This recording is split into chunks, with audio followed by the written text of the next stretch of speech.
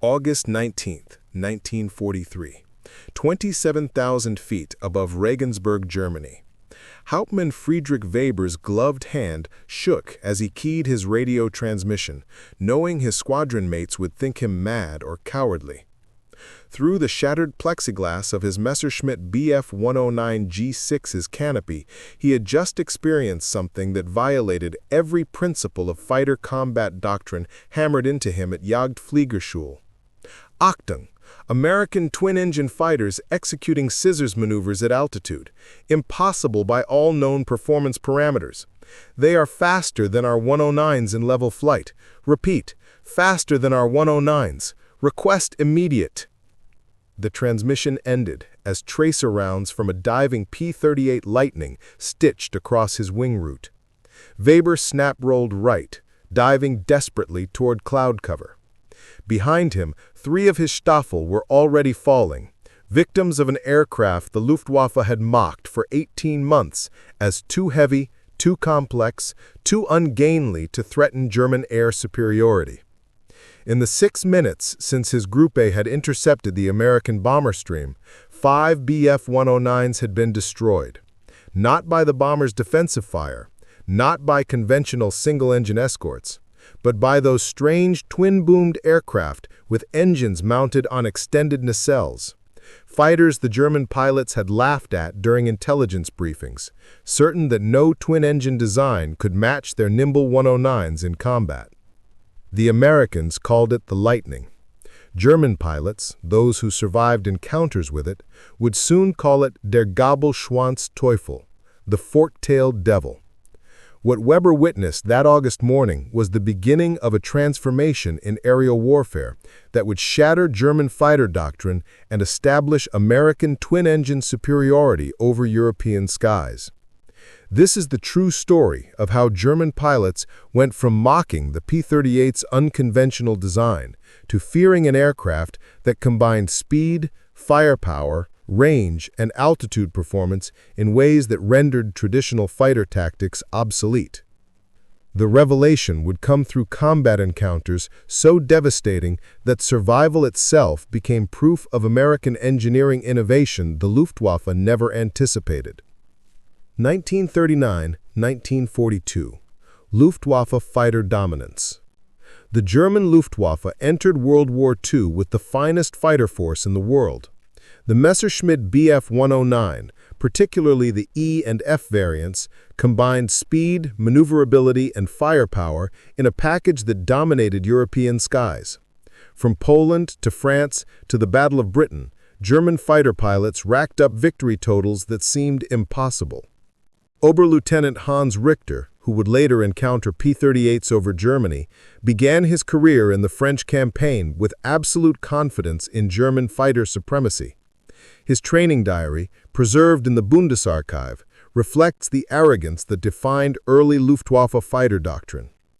The Messerschmitt 109 is the finest fighter aircraft in the world, superior to the French Morane, superior to the British Spitfire in most parameters, vastly superior to anything the Americans might field. Our tactics, high-speed attack, breakaway, climb to re-engage, are unbeatable when flown by properly trained pilots. This confidence was built on combat success. In 1940, the Luftwaffe fighters achieved kill ratios exceeding 3-to-1 against French opposition and maintained roughly 2-to-1 against RAF fighters during the Battle of Britain. German fighter doctrine emphasized individual pilot skill, aggressive tactics, and the performance advantages of the Bf 109. By 1942, when America entered the European Air War, Luftwaffe veterans had years of combat experience. Pilots like Hauptmann Erich Hartmann, Major Gerhard Barkhorn, and hundreds of others had accumulated dozens of victories. The Luftwaffe fighter arm was a finely tuned instrument of aerial warfare, confident in its tactical and technical superiority. Lieutenant Klaus Hoffmann, who flew Bf 109 F4s with JG-26 on the Channel Coast, wrote in January 1942, "We hear the Americans are sending bombers to attack the Reich. Let them come. Their heavy bombers will be easy meat, and if they send fighter escorts, we will destroy them as we destroyed the RAF fighters. The Americans have no combat experience, no tested fighters, and certainly nothing that can match our 109s at altitude. This confidence extended to intelligence assessments of American fighter development. When reports of the P-38 Lightning reached Luftwaffe intelligence in late 1942, the reaction was dismissive contempt. November 1942, Luftwaffe intelligence briefing, Jagdgeschwader 2. The intelligence officer spread reconnaissance photographs across the briefing table. Grainy images of an unusual American aircraft with twin booms and twin engines. The assembled pilots leaned forward, then began laughing. "Is this the Americans' escort fighter?" asked Oberfeldwebel Wilhelm Schneider, a veteran with 32 victories. "A twin-engine fighter? They've mounted 2 engines on one airframe and expected to dogfight with 109s." The intelligence assessment, declassified in the 1980s, reveals systematic underestimation. Lockheed P-38, twin-engine, twin-boom configuration. Estimated speed, 580 kilometers per hour maximum. Weight, excessive due to dual engines. Maneuverability, poor due to weight and unconventional configuration. Threat assessment, minimal. Suitable perhaps for reconnaissance, but inadequate as fighter. Recommend standard intercept tactics. Every assumption was catastrophically wrong. Hauptmann Friedrich Weber, then serving with JG-27 in North Africa, recalled the briefing in his post-war memoir. "We looked at those photographs and saw an ungainly beast. 2 engines meant twice the weight, twice the complexity, twice the fuel consumption. How could such a thing compete with our streamlined, single-engine fighters? We assumed the Americans, with no fighter tradition, had produced a compromise aircraft. Not quite a fighter, not quite a light bomber, certainly not a threat." The Bf-109 and FW-190 pilots had valid reasons for their confidence. Single-engine fighters had dominated aerial combat since World War I. Every successful fighter, the Spitfire, the Zero, the WWII, the 109 itself, followed this formula. Twin engines added weight, complexity, and drag. The P-38's unconventional twin-boom design seemed to violate fundamental aerodynamics. We joked that the Americans had built an aircraft designed by committee. Too many engines, too much airplane, too complex for aerial combat. We nicknamed it Die Kiste, or crate, and assumed it would be easy prey once we encountered it. This mockery was reinforced by early reports from North Africa, where P-38s first saw combat in November 1942. Initial encounters were inconclusive, with both sides claiming victories. Luftwaffe pilots attributed P-38 survivability to its ability to run away using twin-engine power, not to any genuine combat capability. "The Lightning runs fast," reported Hauptmann Gustav Rodel after an engagement in Tunisia. "But running is not fighting. When forced to turn and engage, it is clumsy and vulnerable. Its only advantage is straight-line speed, which helps it escape but not attack. This is not a fighter to fear." The Luftwaffe's greatest intelligence failure was assuming that twin engines meant the P-38 was slow and heavy. In reality, those twin Allison V1710 engines, each producing 1,600 horsepower in later models, gave the P-38 a power-to-weight ratio that exceeded single-engine fighters. The twin-boom design, far from being clumsy, provided exceptional stability and allowed for concentrated nose-mounted armament. But German pilots would only learn these truths through bitter combat experience over European skies. April 5, 1943. 20,000 feet above Bremen. The 55th Fighter Group, flying P-38Gs, made the first deep penetration escort mission over Germany. For Luftwaffe pilots expecting easy victories over ungainly twin-engine aircraft, the encounter was revelatory. Unteroffizier Martin Kessler, flying Bf-109G6 with JG-1, engaged a P-38 formation at 22,000 feet, His after-action report, written 4 hours later while medical personnel treated his burns, revealed the beginning of German fighter pilots' education about the Lightning. Cited 6 American twin-engine fighters escorting bomber formation. Assumed P-38 based on distinctive configuration. Moved to attack from superior altitude, standard bounce tactics. Dove on trailing aircraft expecting easy kill. Target aircraft did not react as anticipated. When I opened fire at 400 meters, the P-38 rolled inverted and dove away at speed I could not match. Followed into dive, but the American aircraft accelerated beyond my ability to follow. My 109 began buffeting at 700 kilometers per hour. The P-38 continued accelerating. Reformed and attempted second attack. This time, the American pilot turned into my attack. Not the gentle turn I expected from heavy twin-engine aircraft, but hard brake that forced me to overshoot. As I passed, the P-38's nose guns opened fire. I counted muzzle flashes from multiple weapons concentrated in nose. My aircraft took hits in port wing and engine. Oil pressure failed. Forced to break off and return to base on damaged engine. Kessler's experience was repeated across the formation. Of 12 Bf-109 G6s that engaged the P-38s, 2 were destroyed, 4 were damaged, and none achieved kills against the American fighters. The P-38s lost 1 aircraft to mechanical failure, none to German fighters. The debriefing at JG-1's base that evening was tense. The squadron commander, Major Heinz Baer, a veteran with over 100 victories, listened to his pilots describe combat with the P-38s and recognized something significant had changed. "These are not the easy targets intelligence promised," Baer wrote in his report to JAG Corps headquarters. "The P-38 combined speed superior to our fighters at altitude, firepower exceeding our 109s and 190s, and maneuverability adequate to defend itself effectively. Most concerning, the concentrated nose armament provides accuracy our wing-mounted guns cannot match. Request immediate tactical revision for engaging this aircraft type." But Luftwaffe command was slow to accept that a twin-engine fighter could threaten German air superiority. The official response emphasized pilot error and suggested more aggressive tactics, advice that would prove fatal to dozens of German pilots in coming months.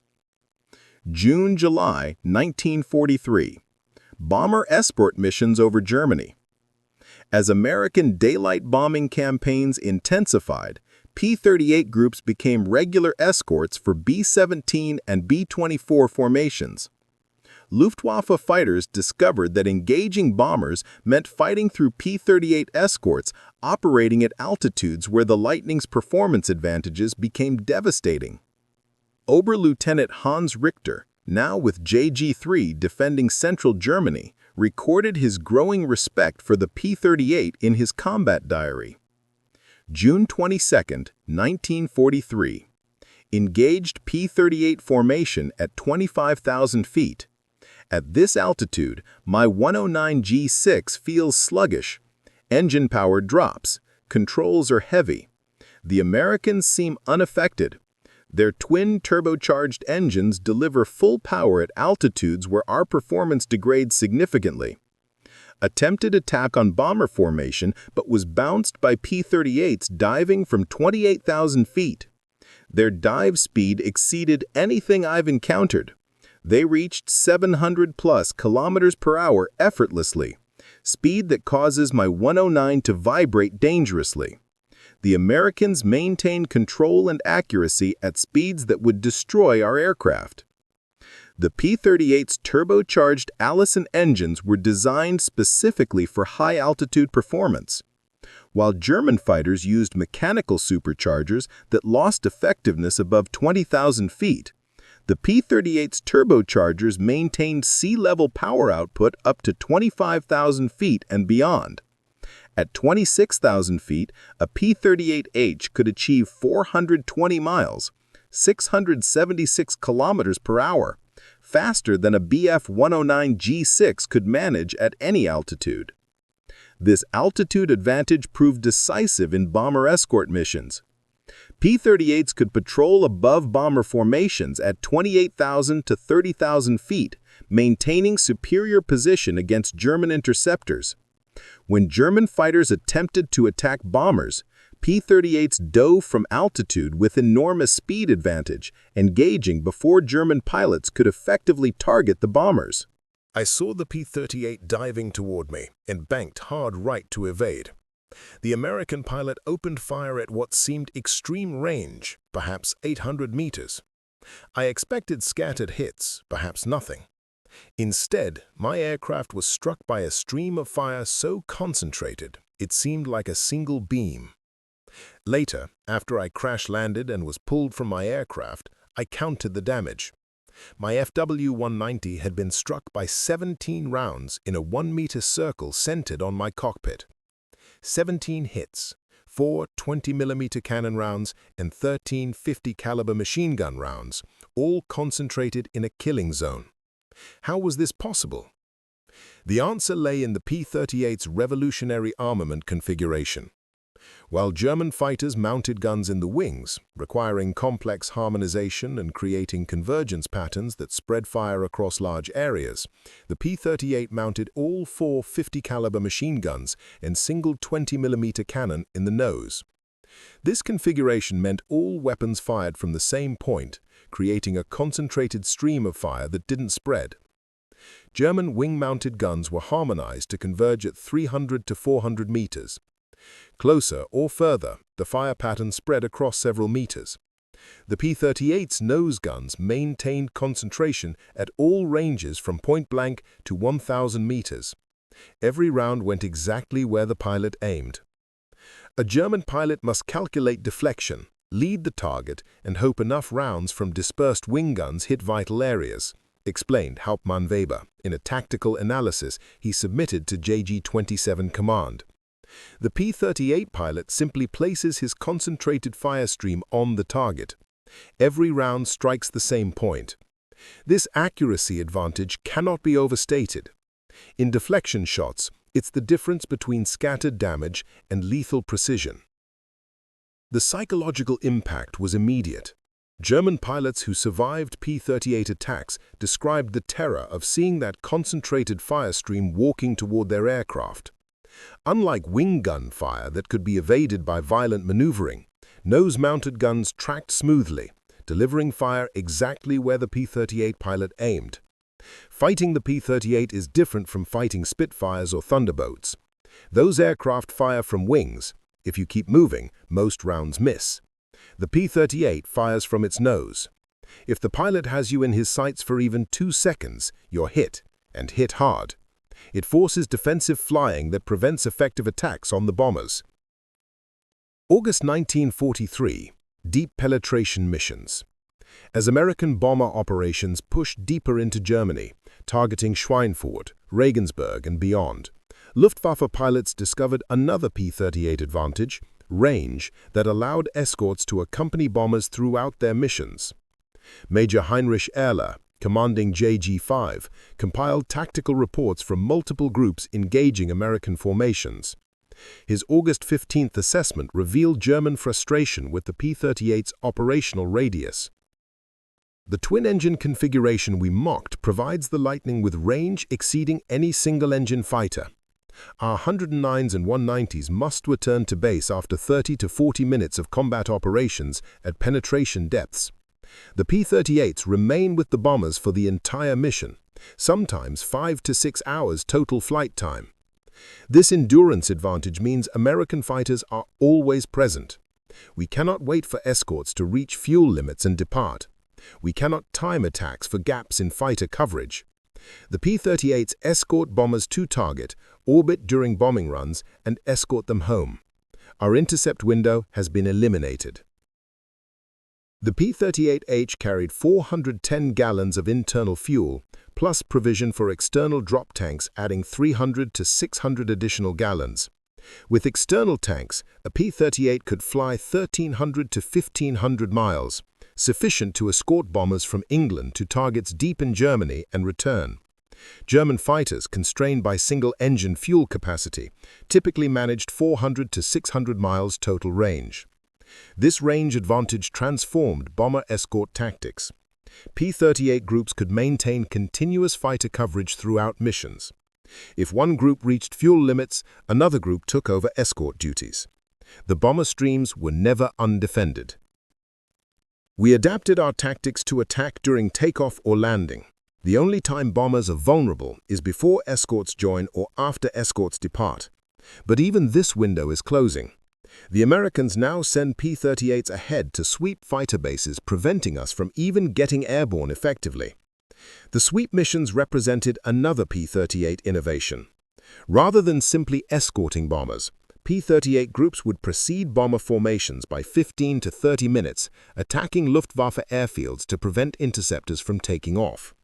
The combination of speed, range, and firepower made the P-38 ideal for these aggressive missions. August 17th, Schweinfurt mission. Our field was strafed by P-38s 30 minutes before the bomber stream arrived. 2 aircraft destroyed on ground, 1 damaged during takeoff. By the time we reached altitude, the bombers were already over target with fresh P-38 escorts. We engaged, but were forced to break off due to fuel constraints.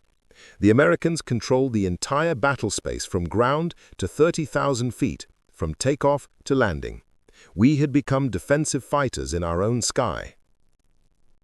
September 1943, Luftwaffe Fighter Command reassessment.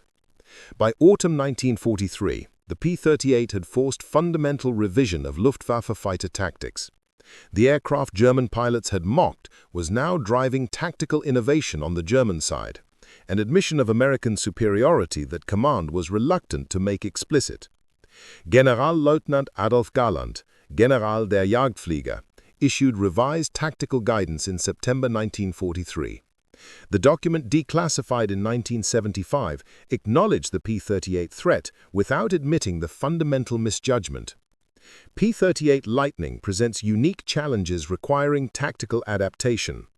Aircraft possesses high-altitude performance exceeding our fighters at altitudes above 7,000 meters. Speed in level flight and dive exceeds Bf-109G and Fw-190 at combat altitudes. Concentrated nose armament provides accuracy advantage. Range permits continuous escort coverage. Recommended tactics: avoid prolonged engagements. Use hit-and-run attacks. Do not attempt turning combat at high altitude. Engage only when possessing significant altitude or speed advantage. Primary focus remains bomber destruction. Do not become distracted by fighter combat.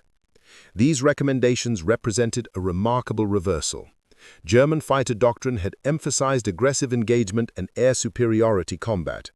Now German pilots were advised to avoid fighting American fighters, to treat the P-38 as too dangerous for direct combat unless overwhelming advantages existed.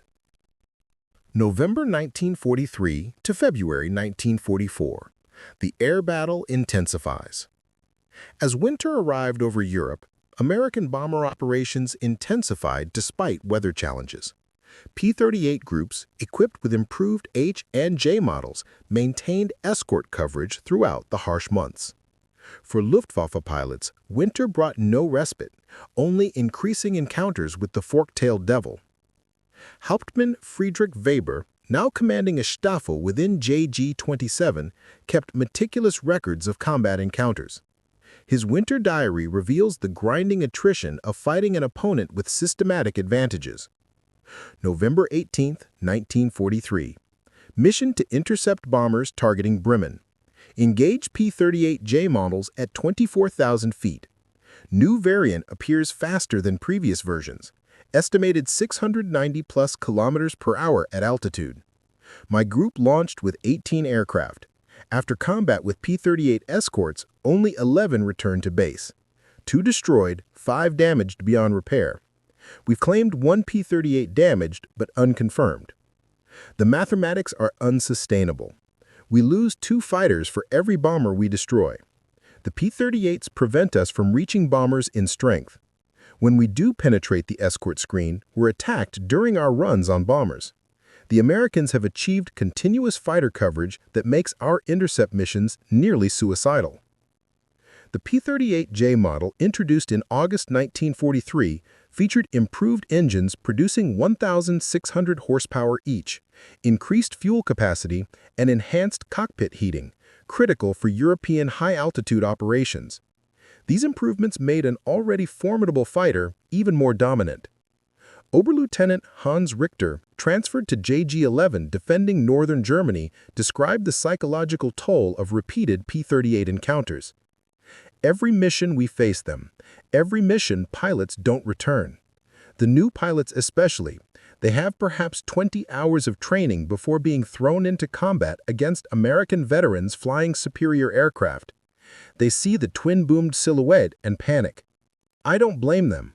I have 73 victories, and the P-38 still frightens me. January 11, 1944. Lost 3 new pilots today. They attempted to engage P-38s in turning combat at high altitude, exactly what we're trained not to do. But in the chaos of combat, with bombers to intercept and fighters diving from above, mistakes happen. The P-38 punishes mistakes instantly with those nose guns. One burst, and it's over. The winter campaign statistics told a grim story for the Luftwaffe. In the 3 months from November 1943 to January 1944, P-38 groups claimed 267 German fighters destroyed, with the loss of 47 Lightnings to all causes. The kill ratio had shifted decisively in favor of the Americans. February-March 1944. Even veterans succumb. The P-38's dominance became undeniable when veteran Luftwaffe aces, pilots with dozens of victories, began falling to the fork-tailed devil. Each loss sent shockwaves through the fighter arm, destroying the myth that superior pilot skill could overcome the Lightning's technical advantages. February 8, 1944. Major Heinz Baer, commanding officer of II/JG-1 with 179 victories, engaged a P-38 formation over Brunswick. His wingman, Lieutenant Josef Wormheller, survived the encounter and provided this account. The Major was the finest pilot I've ever flown with.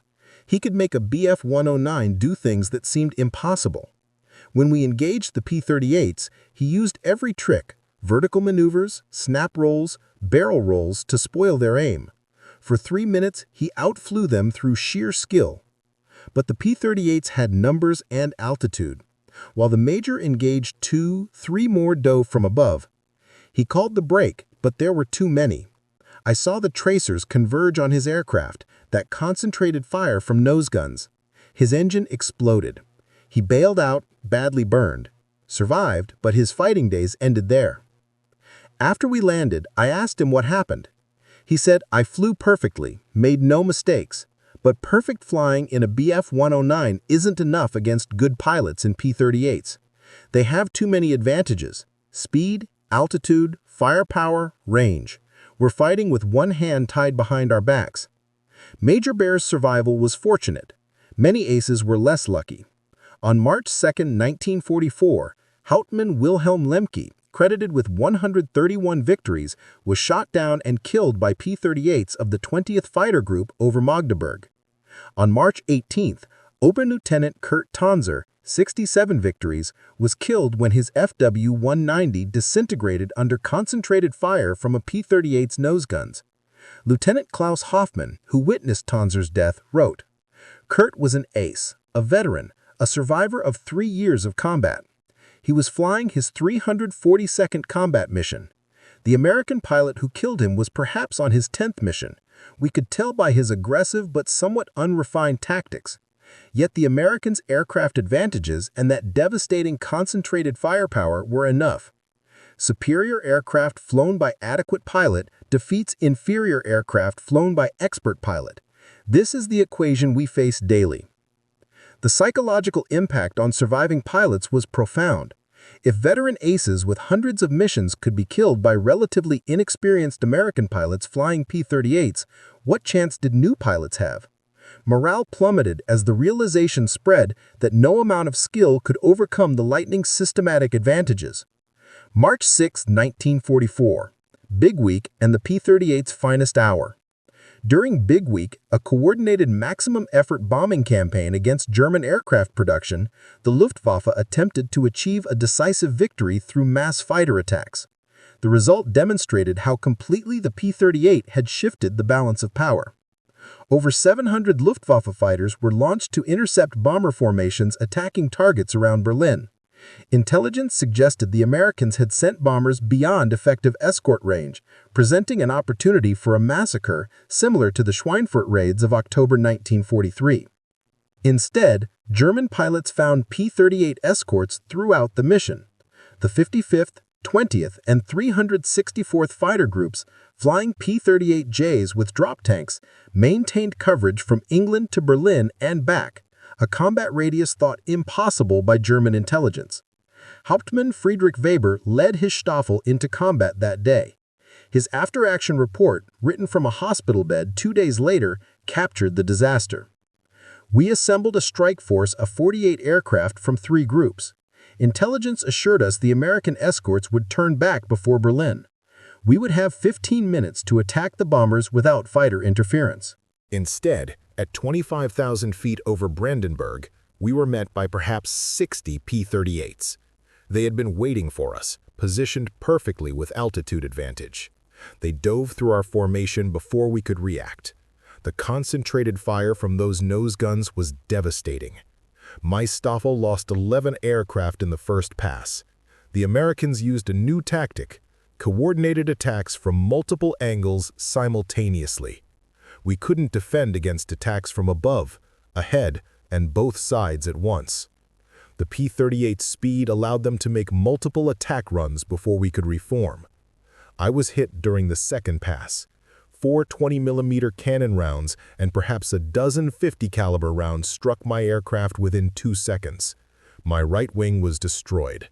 I bailed out, landing near Potsdam with broken ribs and burns.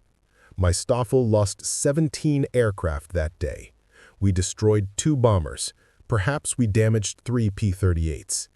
The bomber massacre never happened because the fork-tailed devil was everywhere. Across the force, Luftwaffe losses for Big Week reached 355 fighters destroyed, with an additional 200 damaged. P-38 groups alone claimed 87 of those kills. The dream of destroying the bomber formations had become a nightmare of German fighter destruction. April, May 1944. German desperation breeds innovation. Facing unsustainable losses, Luftwaffe Command authorized desperate tactical experiments.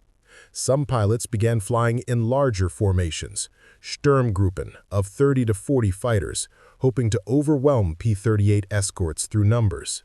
Others attempted hit-and-run attacks from extreme altitude, diving through escorts at maximum speed. Major Heinrich Ehrler, commanding JG-5, implemented the most radical tactic: complete avoidance of American fighters. His pilots were ordered to identify P-38 positions, then attack bombers only when escorts were distracted or out of position. "We became ambush predators rather than fighter superiority fighters," Ehrler wrote. "We stalked bomber formations, waiting for gaps in P-38 coverage. Sometimes we waited entire missions without attacking because the coverage was too complete. This is not fighter combat, this is survival flying." The success rate of these tactics was marginal at best. P-38 pilots adapted quickly, maintaining tighter formation discipline and covering each other more effectively.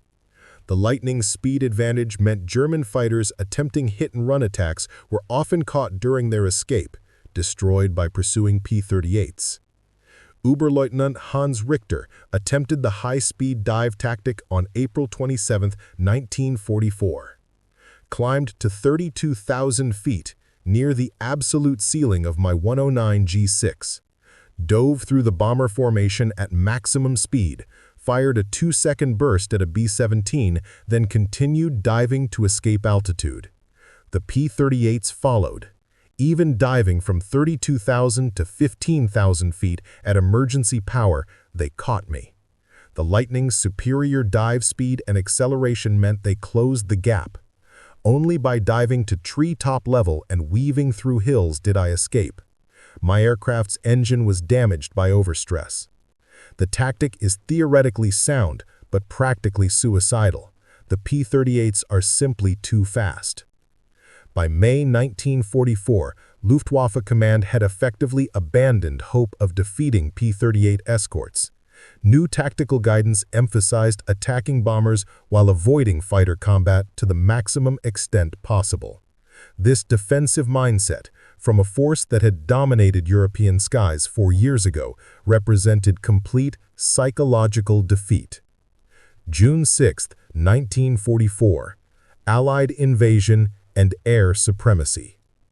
During the D-Day invasion, the Luftwaffe managed only 319 combat sorties against Allied air forces flying over 14,000 sorties.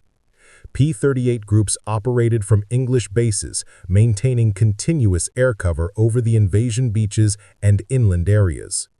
Lieutenant Klaus Hoffmann, assigned to JG-26 in France, attempted to attack Allied ground forces on June 7. His experience illustrated the complete Allied air dominance. We launched from an inland field at dawn, 6 aircraft, all that remained operational. As we approached the coast, the sky was filled with Allied aircraft. We counted 12 P-38s at our altitude, another formation higher, and more escorting bombers in the distance. We never reached the beaches. The P-38s intercepted us 20 kilometers inland. Combat lasted 4 minutes. 2 of our aircraft were shot down. 3 others, including mine, were damaged and forced to return. 1 aircraft crash-landed short of base. This was my 187th combat mission. I have never felt so helpless. The Americans controlled the skies so completely that German fighters couldn't even approach the battlefield. The P-38s operated with impunity, attacking our airfields, our ground forces, our supply columns. We had become irrelevant in our own airspace. Following D-Day, P-38 groups expanded their mission profile beyond bomber escort.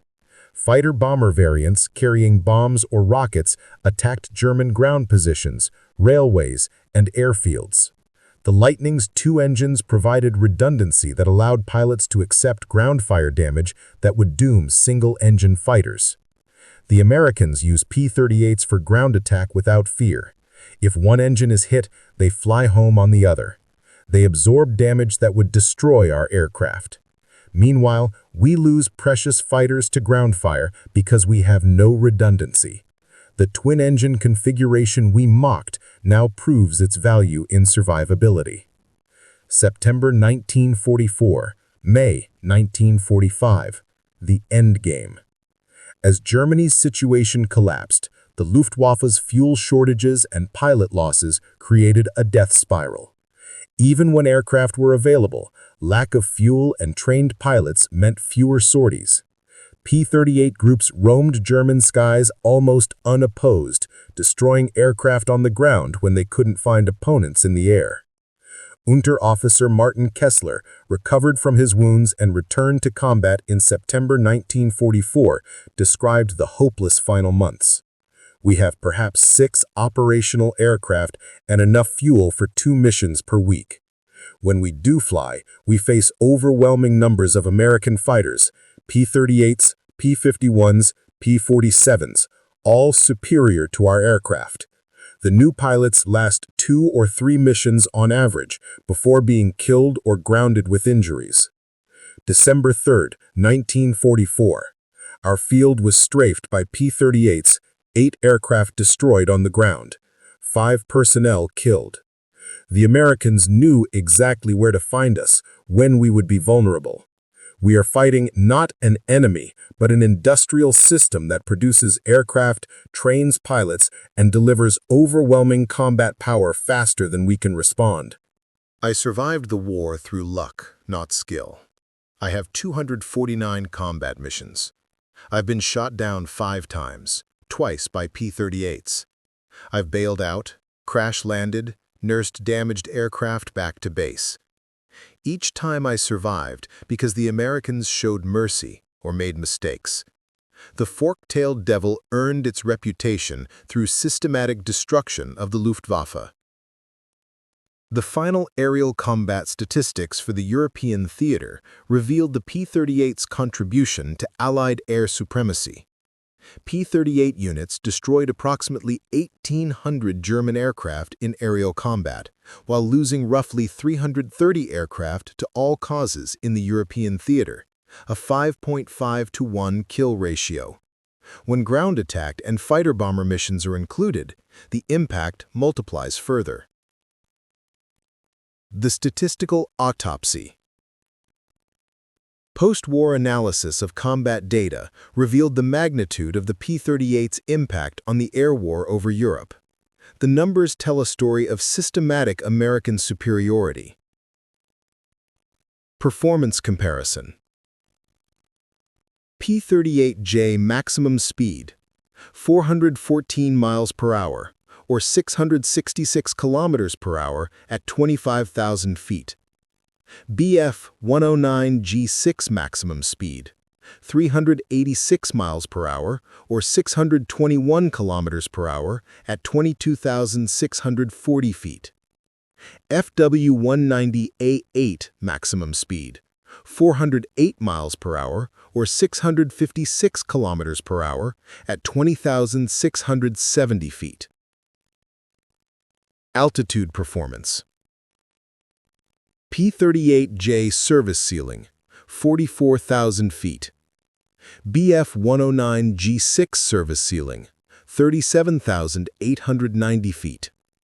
FW-190A8 service ceiling, 37,400 feet. Range comparison. P-38 with drop tanks, 1,425 miles. Bf-109G6, 620 miles. FW-190A8, 560 miles. Firepower. P-38, 4.50 cal MGs plus one 20mm cannon, all nose-mounted, concentrated fire. Bf-109G6, two 13mm MGs plus one 20mm cannon, wing-mounted, dispersed fire. FW-190A8, two 13mm MGs plus two 20mm cannons, wing-mounted, dispersed fire. Combat results. P-38 aerial victories, approximately 1,800. P-38 losses to all causes, approximately 330. Kill ratio, 5.5-to-1. Mission statistics. P-38 bomber escort sorties, 130,000 plus. P-38 fighter bomber sorties, 95,000 plus. German fighters destroyed on the ground, 750 plus. The numbers confirmed what German pilots had learned through bitter experience. The P-38 Lightning represented a systematic technical advantage that training and tactics could not overcome. 1970s to 1990s. Reflections on the fork-tailed devil. As decades passed and wounds healed, German fighter pilots who survived the war spoke more openly about their encounters with the P-38. Their testimony revealed grudging respect for the aircraft that shattered Luftwaffe air superiority. Generalleutnant Adolf Galland, the legendary General der Jagdflieger who survived the war, spoke at a 1980 aviation symposium. "We underestimated the P-38 catastrophically. We saw twin engines and assumed it would be heavy and slow. Instead, those twin engines provided power, redundancy, and range that single-engine fighters couldn't match. The Americans understood something we didn't. Combat aviation isn't about elegance, it's about effectiveness." The P-38's concentrated nose armament was perhaps its most devastating advantage. Our wing-mounted guns required precise harmonization and created dispersed fire patterns. The P-38 put every round through the same point. In deflection shooting, this accuracy advantage was decisive. Combined with high-altitude performance, dive speed, and range that allowed continuous escort, the P-38 created operational problems we never solved. It forced us into defensive tactics, prevented us from attacking bombers effectively, and destroyed our fighters faster than we could replace them. Hauptmann Friedrich Weber, who survived 347 combat missions, including multiple encounters with P-38s, published his memoir in 1983.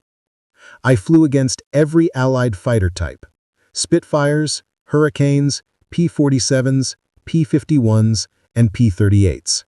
Each had strengths, but the P-38 was unique. It operated at altitudes where our fighters struggled.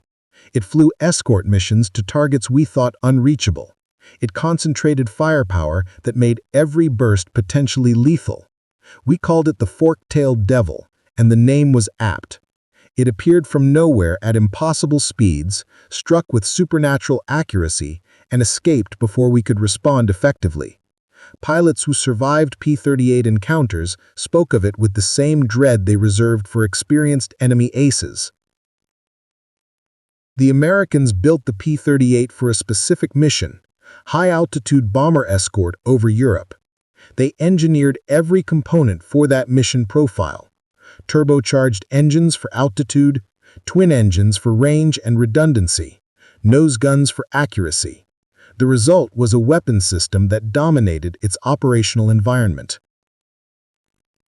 Oberleutnant Hans Richter, in a 1991 interview, provided perhaps the most concise assessment. We laughed at the P-38 because it violated our assumptions about fighter design. 2 engines, twin booms, unconventional configuration. It looked wrong, but it worked.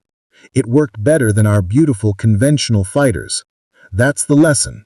Effectiveness matters more than tradition. The Americans understood this. We learned it too late. The P-38's influence extended beyond World War II into post-war aviation development. Features that made the Lightning effective became standard in later aircraft design. Lessons applied. The concentrated nose armament concept influenced jet fighter design. The P-80 Shooting Star, America's first operational jet fighter, featured nose-mounted guns. Most modern fighters continue this configuration, vindicated by the P-38's combat success. Twin-engine reliability became standard for multi-role aircraft. Modern fighter bombers like the F-15E Strike Eagle use twin engines for redundancy during ground attack missions, the same logic that made P-38s effective fighter bombers. Turbocharged and turboprop engines for high-altitude performance became universal in military aviation. The P-38's turbocharger technology evolved into the jet engines that powered post-war fighters. The systematic approach to weapons design, engineering every component for mission effectiveness, became the American aerospace industry's defining characteristic. The P-38 represented early application of systems engineering to military aircraft. 50th Anniversary of WWII Day. Former enemies gather. At a 1995 commemoration in England, surviving P-38 pilots and Luftwaffe veterans gathered to share memories. The event brought together former enemies who had fought each other in the skies over Europe 50 years earlier. Colonel Robin Olds, USAF retired, who flew P-38s with the 479th Fighter Group, met Oberst Johannes Steinhoff, Luftwaffe retired, who had commanded JG-77 and survived 993 combat missions. Their exchange, recorded by aviation historians, captured the mutual respect that combat had forged. Steinhoff: "Your P-38 was a devil to fight. We never found good tactics against it." Olds: "You gave us plenty of trouble. Your pilots were skilled and brave." Skill and bravery weren't enough. You had the better aircraft for the mission. We were fighting your bombers with fighters designed for air superiority combat. The P-38 was designed specifically for escort. Perfect altitude performance, perfect range, perfect firepower concentration. We faced a specialized tool with general-purpose fighters. The Lightning saved my life more than once. One engine shot out, fly home on the other. Take damage that would kill a single-engine fighter. Keep fighting. That redundancy was priceless. We underestimated it. Intelligence told us it was too heavy, too slow, too clumsy. Then we fought it and learned otherwise.